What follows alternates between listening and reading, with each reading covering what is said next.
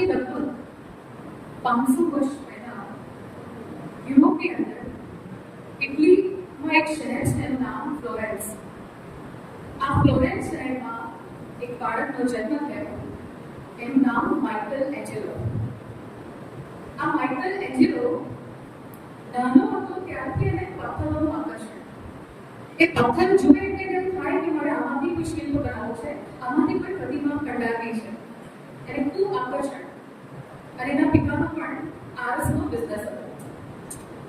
આ Michael Angelo 1475ની સાલમાં યુરોપની અંદર એનો જન્મ થયો.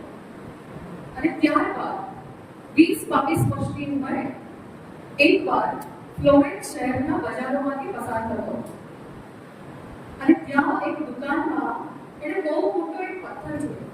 દુકાનની બહાર એક પથ્થર મૂક્યો. એટલે માઇકલ એન્જેલોને પથ્થર એટલો બધો ગમી ગયો. એને જઈને દુકાનદારને પૂછ્યું, સાહેબ પેલો બહાર પથ્થર છે ને એ મારે જોઈએ છે, એના કેટલા રૂપિયા હશે? એટલે સાહેબ કે ભાઈ એ પથ્થર મારે કોઈ કામનો નથી.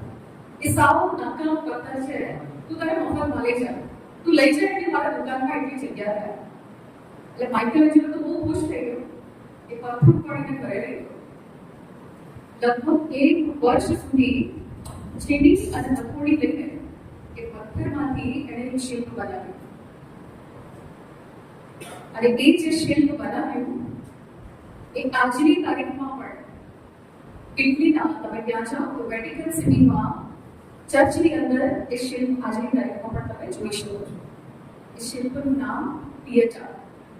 આ પિએટા શિલ્પ બનાવતા એને પૂરા 1 વર્ષ થયા અને આજની તારીખમાં એનું મૂલ્ય છે $300 મિલિયન.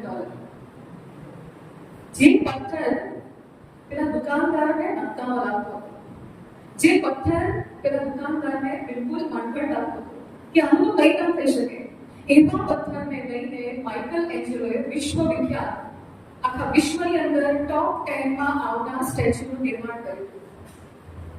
આપણે બધા શિક્ષકો છીએ, આપણી પાસે પણ આવનાર વિદ્યાર્થી એક અણઘડ પથ્થર જેવો હોય છે.